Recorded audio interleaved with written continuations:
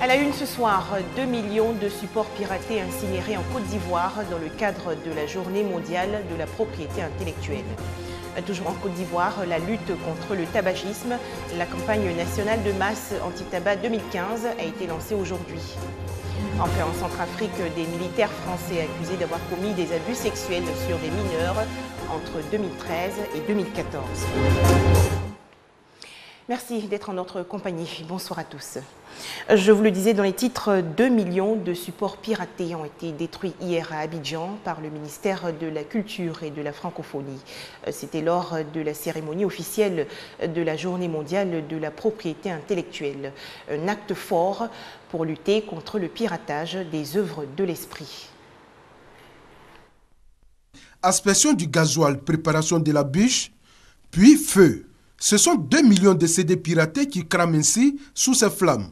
Et l'épaisse fumée noire, plus qu'un avertissement aux fossoyeurs de l'industrie musicale, en cette journée de la propriété intellectuelle, est le signe que désormais plus rien ne sera comme avant.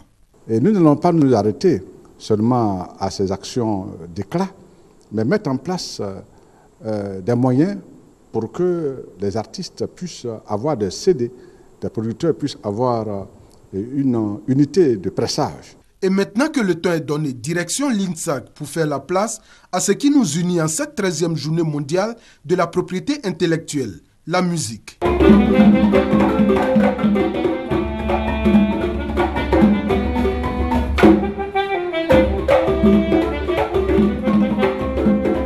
Souvent douce, parfois agressive, la musique reste tout de même un puissant moyen de communication. En Côte d'Ivoire, elle a traversé des époques et aujourd'hui, c'est une véritable industrie à même de faire office de secteur pourvoyeur d'emploi. Nous avons près de 30 000 digués en Côte d'Ivoire. Et si nous ajoutons les artistes qui jouent dans les orchestres, nous sommes à près de peut-être 60 000, 100 000 personnes qui vivent du travail de la musique. Pour cette 13e journée mondiale de la propriété intellectuelle, dont le thème est « Tous pour la musique », 2 conférences ont été dites, l'une par le directeur du Centre national des arts et de la culture Alain Taï et l'autre par Irène Vieira, directrice générale du Bureau ivoirien des droits d'auteur, Burida.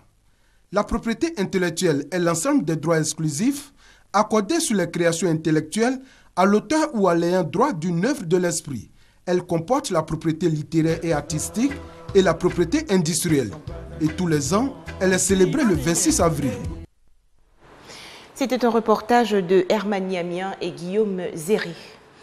Le tabac tue environ 6 millions de personnes par an dans le monde.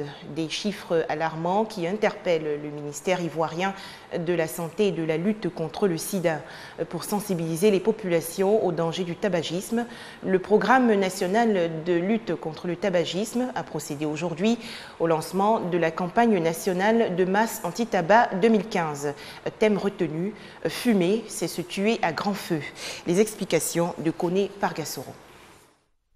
Le tabac tue près de 6 millions de personnes chaque année selon l'Organisation mondiale de la santé.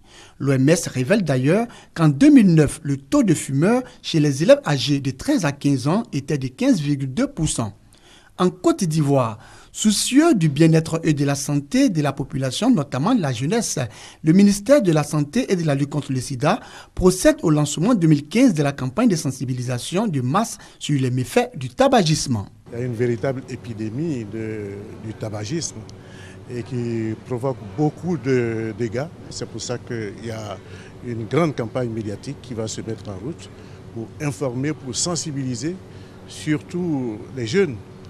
Parce qu'on sait qu'il y a un pourcentage important maintenant des enfants, même de 13 à 16 ans, qui consomment beaucoup de tabac et qui commencent déjà à présenter des signes. Fumer, c'est se tuer à grand feu.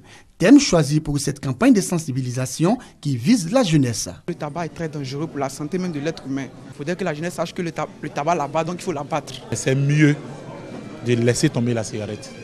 Mais je crois que dans les jours à venir, on va faire des morceaux pour mieux conscientiser les gens, pour qu'ils puissent arrêter ce phénomène de fumer. Le tabac entraîne une trentaine de maladies chroniques, souvent mortelles aussi bien chez le fumeur que chez le non-fumeur exposé à la fumée.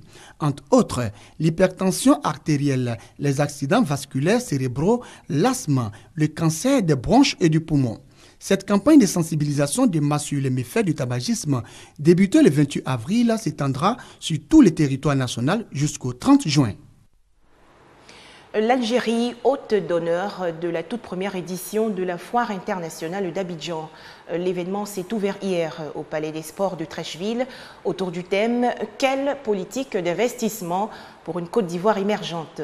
La Foire internationale d'Abidjan, faut-il le préciser, vise la promotion de l'intégration économique et commerciale dans les États de la sous-région. Poumon économique de la sous-région, la Côte d'Ivoire avait consolidé sa position. C'est dans ce cadre que la Foire internationale d'Abidjan FIA est organisée. Initiée par la structure Ivoire Nobala, cette manifestation ouverte mercredi au Palais des Sports de Treichville pour une dizaine de jours est un cadre d'échanges commerciaux et de contacts d'affaires pour les entreprises. La FIA se veut aussi un outil de coopération sud-sud, d'où l'Algérie comme invité d'honneur. Nous avons trouvé opportun d'organiser la Foire internationale d'Abidjan afin de permettre à plusieurs opérateurs économiques de divers horizons de se rencontrer, partager les expériences et les relations d'affaires. Nous trouvons tout naturel de répondre à la sollicitation d'un pays frère, d'autant que les relations entre la Côte d'Ivoire et l'Algérie ne sont pas au niveau de nos économies, que nous pourrions, disons, les améliorer et faire de nos relations des relations exemplaires sur tous les plans. Cette foire est une occasion pour chaque participant de montrer les potentialités économiques, commerciales et culturelles de son pays. Qui sont destinés pour le PVC. Et c'est à partir de là qu'on a eu l'idée pourquoi on ne peut pas, c'est-à-dire exporter vers les pays africains, entre autres la Côte d'Ivoire.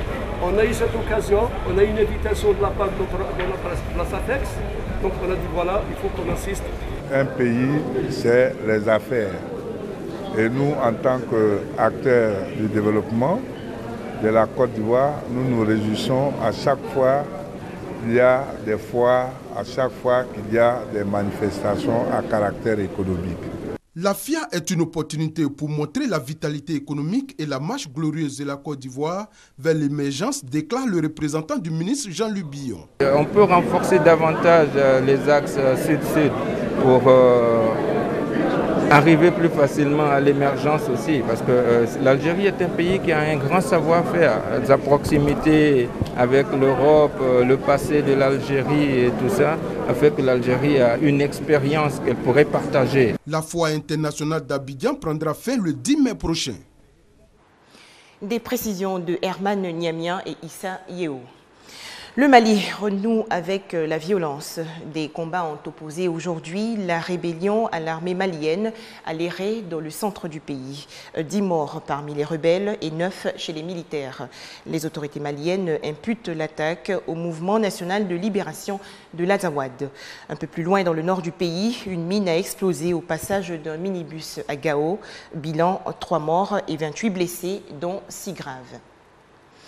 14 militaires français mis en cause dans des viols d'enfants en Centrafrique. Les faits incriminés se seraient déroulés entre 2013 et 2014 dans un camp à l'aéroport de Bangui. Ces soldats français sont suspectés d'avoir abusé de jeunes garçons affamés et sans abri en échange de nourriture ou d'argent. 14 militaires français mis en cause après des accusations de viol d'enfants en Centrafrique. Très peu d'entre eux ont été identifiés dans l'enquête conduite par le parquet de Paris. Les mineurs âgés de 9 à 13 ans seraient au nombre de 6, dont 4 se disent victimes directes. Si certains militaires, je n'en sais pour l'instant pas plus, s'étaient mal comportés, eh bien, il y aurait des sanctions qui seraient à la hauteur de la confiance que nous portons à l'égard de l'ensemble de nos armées. Parce que moi, je suis fier de nos armées et donc implacable à l'égard de ceux qui se seraient mal comportés. À ce stade, les militaires identifiés n'ont pas encore été entendus.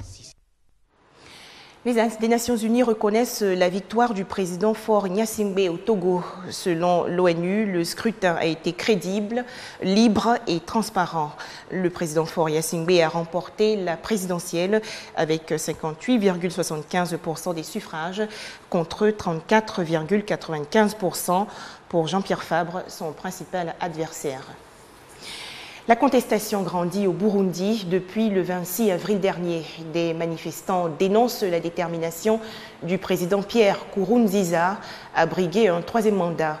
Des étudiants de Bujumbura, la capitale, ont commencé à évacuer les résidences universitaires.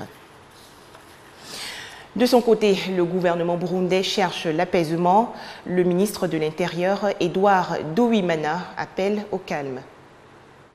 Nous avons appelé la presse pour d'abord lancer un message d'apaisement, pour dire que la situation est sous contrôle, que les forces de l'ordre de sécurité commencent à redresser la situation et remercier les citoyens de Bujumbura qui sont restés sereins et qui ont gardé la tranquillité, qui n'ont pas répondu à ce mouvement. Et nous avons également voulu tranquilliser les politiciens et toutes les parties prenantes au processus électoral, qu'au Burundi, nous avons opté pour la voie du dialogue et que nous allons poursuivre cette voie de dialogue pour pouvoir trouver des solutions aux différentes divergences entre les protagonistes politiques du 4 au 5 avec l'appui des Nations Unies à travers la mission d'observation des élections au Burundi.